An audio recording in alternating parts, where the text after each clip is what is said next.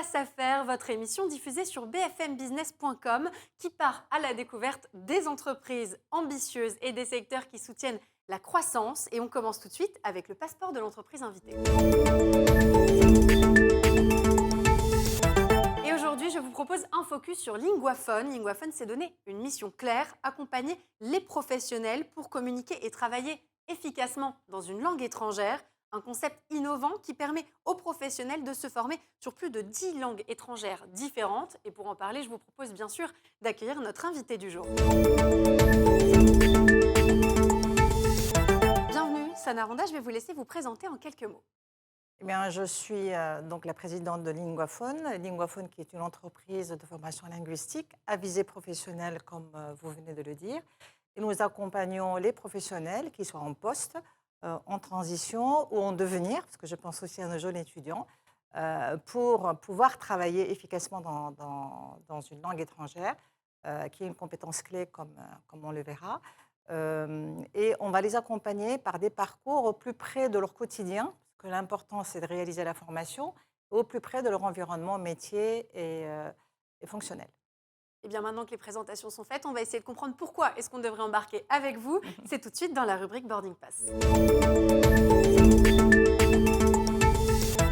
Alors on l'a compris, puis surtout vous nous l'avez dit, la maîtrise d'une langue étrangère en entreprise, c'est extrêmement apprécié, c'est même recherché par les recruteurs, par les managers. Comment est-ce que vous accompagnez les professionnels dans ce parcours? En fait, je dirais que c'est un peu plus, c'est une compétence clé. Alors, chacun de nous l'a, parce que nous parlons tous notre langue maternelle.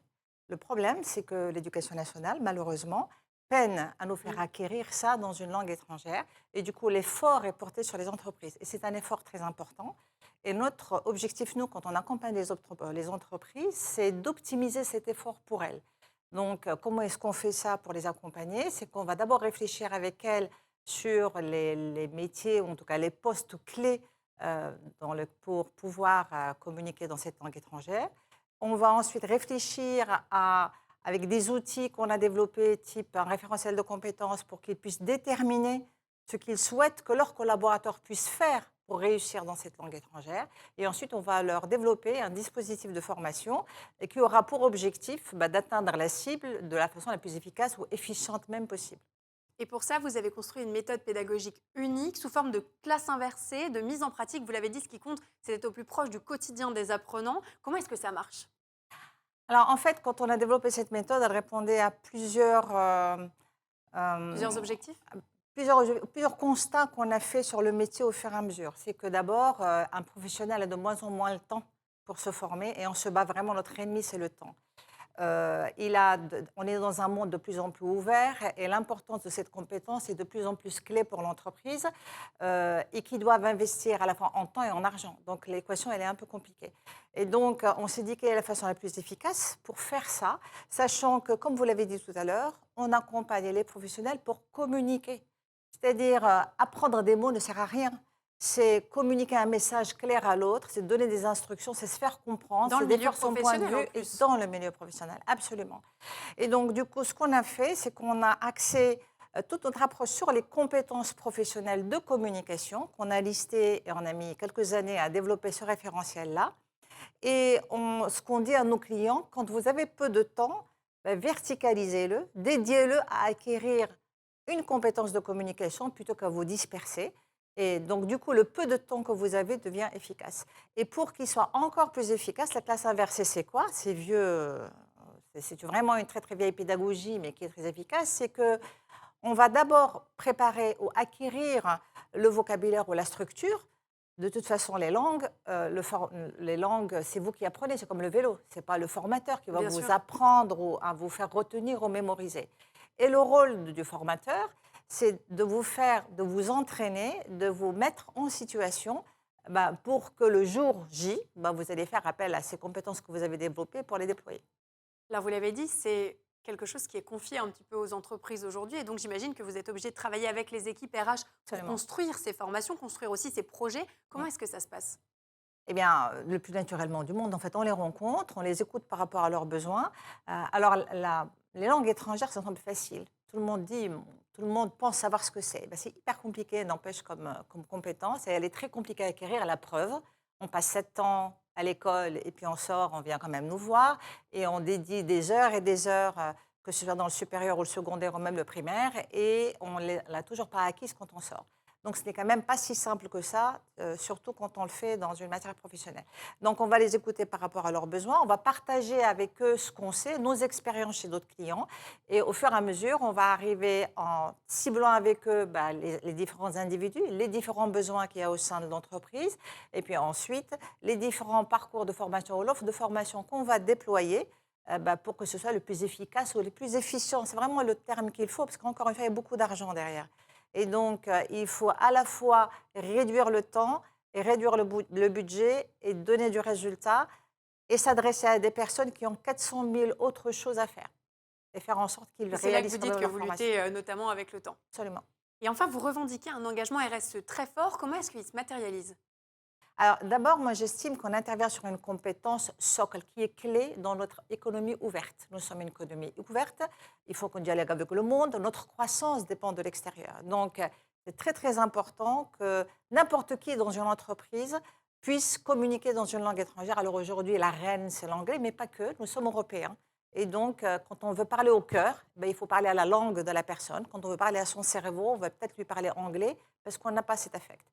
Donc, et déjà, ce qu'on essaie de faire, c'est qu'on investit tous les jours dans notre métier pour pour vraiment restituer cette promesse d'efficacité et d'efficience. Donc, j'estime que j'ai un peu une responsabilité vis-à-vis de mes clients, qui est peut-être sociétale, peut-être pas sociale, mais en tout cas sociétale. Alors, dans le S de social, d'abord, on est une entreprise, je crois qu'on compte plus de 35 nationalités chez nous. On est très, très féminin. Donc, nous, on a la diversité, mais dans l'autre sens. Mais donc, c'est très enrichissant. Mais en tout cas, quand on recrute maintenant, on essaye de faire en sorte de rééquilibrer. Nous sommes très engagés auprès de la formation des jeunes. Nous sommes un métier très formatif parce que nous sommes un service, mais c'est une vraie petite industrie. Nous sommes une petite PME, mais c'est du service très industrialisé.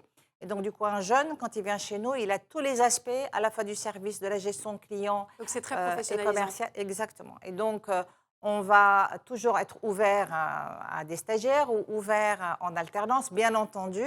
Ce n'est pas des effets d'aubaine, hein. C'est parce qu'on souhaite les accompagner. On forme nos collaborateurs qui sont des tuteurs et qui les accompagnent pour bien faire cette adéquation entre ce qu'ils apprennent à l'école et ce qu'ils apprennent, en tout cas, et comment ils le complètent chez nous. Donc ça, c'est des exemples de ce qu'on fait côté social. On investit beaucoup dans nos collaborateurs. Encore une fois, tout change. La compétence d'aujourd'hui n'est pas celle de demain. Et on continue nos collaborateurs pour d'abord apprendre à se former eux-mêmes et en tout cas évoluer et être le mieux dans leur poste ou de cet environnement qui bouge autour de nous. Dans la partie E du RSE, nous sommes partenaires du Global Compact. On apprend énormément des initiatives de toutes les entreprises adhérentes à déployer chez nous. Et par exemple, nous avons accompagné une association de jeunes élèves qui s'appelle Juste 2 degrés, qui ont pris un bateau, qui sont allés en Arctique. Et pendant tout le chemin, ils ont un petit peu calculé, ou en tout cas regardé quels sont les effets des réchauffements climatiques sur les océans, parce que l'objectif était l'océan, et qui ont communiqué là-dessus et qui en ont fait un sujet de thèse. Donc voilà un petit peu comment on essaie d'intervenir à notre toute petite échelle. Parce qu'encore une fois, nous sommes une PME de service. Mais Donc, très dynamique. dynamique, mais avec un impact sur l'environnement qui est très limité. Sans parler des transports en commun et de parce qu'on est en Île-de-France, donc on n'a pas tous les sujets, voitures, déplacements, qui sont à l'honneur en ce moment. Merci beaucoup pour tous ces exemples et puis pour toutes ces précisions. Je vous propose d'enchaîner maintenant sur votre prochaine destination. Enfin, comment est-ce que vous vous projetez dans ce secteur? Quelles sont vos ambitions? Mes ambitions dans le secteur, d'abord, que tout le monde reconnaisse que c'est une compétence socle. On est un peu schizophrénique dans notre pays. On n'arrête pas de dire que c'est très important, mais on ne se donne pas les moyens d'y arriver. Donc, et je pense qu'il faut vraiment que ce soit déclaré comme, c'est comme lire et écrire. Et pourquoi est-ce que je souhaite que ce soit déclaré comme ça? Parce que c'est aussi une compétence qui intègre l'apprendre à apprendre. Et quand on sait qu'il y a une obsolescence rapide de compétences, apprendre à apprendre est quelque chose d'important. Donc ça, c'est le point 1. Puis c'est un tas d'autres bienfaits et il y a beaucoup d'études qui circulent là-dessus.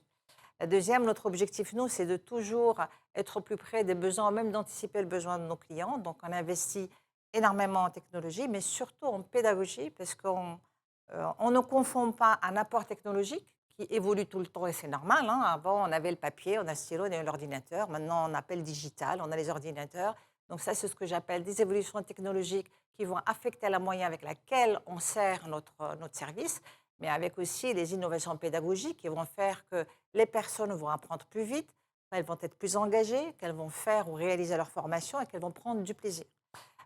Et puis, bien entendu, ce qu'on cherche aussi, c'est à ajouter de nouveaux services, en tout cas de nouveaux cordes à nos arcs pour pouvoir les servir à le client. Parce que quand on parle, quand on a en idée les langues étrangères, on a aussi derrière la tête les différentes cultures.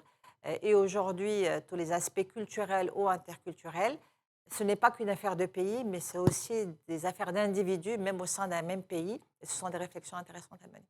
Merci beaucoup, Sana Ronda. Je rappelle que vous êtes la présidente de Linguaphone. Merci beaucoup pour votre participation aujourd'hui en plateau avec Avec nous. plaisir. Merci. Merci à vous. Et quant à nous, on se retrouve très vite dans Classe Affaires pour une nouvelle émission, toujours à la découverte d'entreprises ambitieuses qui innovent. Je vous dis à très bientôt.